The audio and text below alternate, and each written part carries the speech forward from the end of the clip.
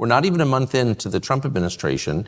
I don't think anybody agrees with, everything of anyone else's program, but clearly this is a massive departure from what we had, much more than I thought. I feel like I watch pretty closely. I'm amazed by the ambition of what they're doing. And it does feel like the only way to stop this, Tulsi Gabbard just confirmed yesterday as the director of national intelligence. That's a very big deal. It's unbelievable. It's a very big deal. Tulsi Gabbard's writing the president's daily brief. Tulsi Gabbard is in charge of a lot of declassification efforts. Like, the whole thing is unbelievable. The only way to stop this is with a war. I mean, that's my kind of simple reading of it. Do you agree with that? I think that is exactly, entirely the point. And if, and we had news today, please, inshallah, that the ceasefire will continue on Saturday because more hostages will be released, more exchanges will take place, and there won't be a return. Really, inshallah, if it happens and an outbreak of war is stopped, because it has to be stopped, this will be such a blessing, not only for this region, but I have to say for our country too, the United States. I agree. And so this is really the key moment. And I think Trump's instincts are there. And what he says, we didn't even hear Biden or other presidents say. President Trump said many times about Ukraine, too many people are dying. You didn't even hear those words. I mean, the idea that war involved, by the way, maybe 1 million Ukrainians dead or seriously wounded, we're going to find out in the next months, because finally we'll see what reality is, not what the propaganda is, but it's horrible what's happened. So that instinct is essential. And there are several places where everything could be derailed. This region is one of them.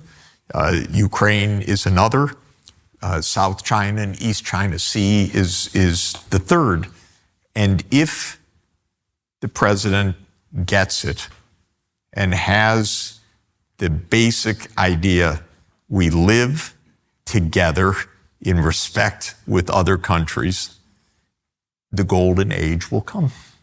So the whole point of market capitalism is consumer choice. You have a choice between products and services, and the competition between companies makes the goods and services better. That's the core idea. Unfortunately, there are an awful lot of monopolies out there. Monopolies are not good for consumers. They are not good for you. And one of the places where there's effectively a monopoly is in wireless contracts, but it's not a complete monopoly. You're probably paying way too much to use your cell phone, but now you have a choice. You don't have to pay $100 a month just to get a free phone. That's not a good deal. There's a company called Pure Talk, which we use, that has no inflated prices. With a qualifying plan of just $45 a month, you can choose a free phone, an iPhone 14 or a Samsung Gallery. Then you get unlimited talk, tax 25 gigs of data, which is enough for most people, a mobile hotspot, all for that low price. And it's got the most dependable 5G network. So you get your free iPhone 14 or Samsung Galaxy by visiting puretalk.com/Tucker, and you switch to Pure Talk today. America's wireless company, Pure Talk. What's ironic is, this wonderful person who was confirmed yesterday for the head of Director of National Intelligence, Tulsi Gabbard, who's really smart, by the way, very honest, very meticulous. I know her extremely well over many, many years. Totally up and up, so I'm delighted she's going to be briefing the president each day. I couldn't think of a better person. All the Democrats voted against her. This is crazy. She was their colleague for decades. She stood up for things that they should be applauding her for. Every one of them voted against her. She was the vice chairman of the DNC. Exactly. 8 years ago. Exactly. So I guess the question is, the opposition, you've alluded to the deep state, but there's also the out in the open state. The Congress, for example, the other party, the Democratic Party. does Trump's success, not just in the election, winning the popular vote, but in affecting peace, which is actually popular with people, does that change their views on foreign policy? Like, does he bring people with him, or does he stand alone between the two parties as he did in the first term? Look, this is very early days because we're just a little over 3 weeks into this. But if yesterday turns into policy, which it could, and the Ukraine war ends soon, which it could, you're going to see everybody changing their views.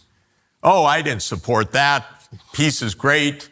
The European leaders are going to be saying the opposite of what they're saying right now. Look, in 100 politicians, anyway, 3 think. The rest line up somewhere tactically. So, yes, they will change their view. They'll complain about other things. That's their job. They're in the opposition. But this war was a disastrous, stupid project that went awry, should have ended, makes no sense.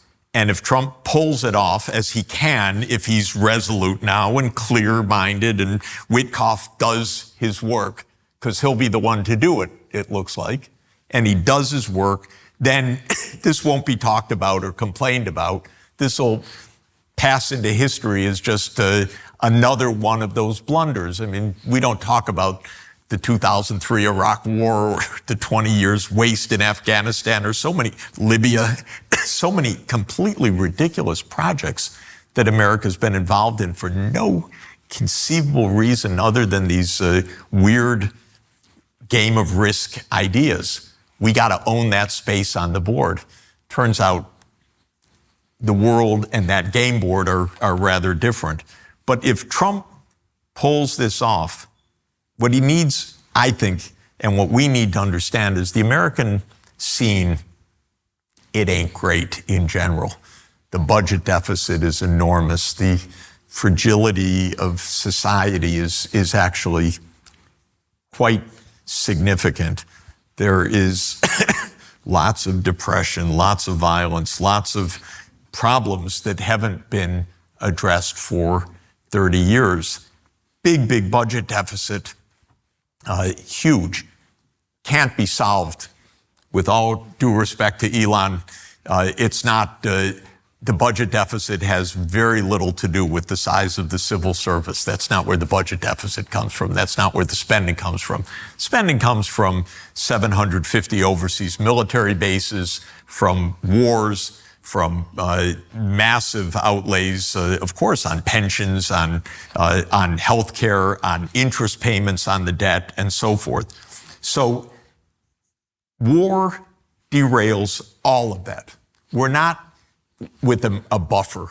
We're not where the U.S. dollar is king forever. It's almost the opposite, by the way, although it's not so clear to people. But 10 years from now, it's going to be a completely different international monetary scene from the one that we have now, because the renminbi is going to play a completely different role.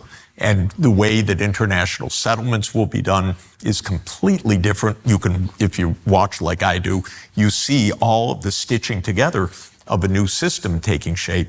So the U.S. does not have this great room for maneuver, and it's all a game, and we can do this and we can do that. The president needs to be really accurate right now, really accurate, and understand also don't overplay the hand. The world's not desperately waiting to get into the U.S. market, as I think he thinks, that these tariffs give all this leverage. No, the U.S. is not the big deal that maybe some people imagine right now. So we got to get our act together, and you can't get your act together in war. That's the bottom line. Thanks for watching our YouTube channel. We hope you'll subscribe to it. And by the way, you can hit the little bell on there and get notifications every time we produce a video. We hope you'll do that also.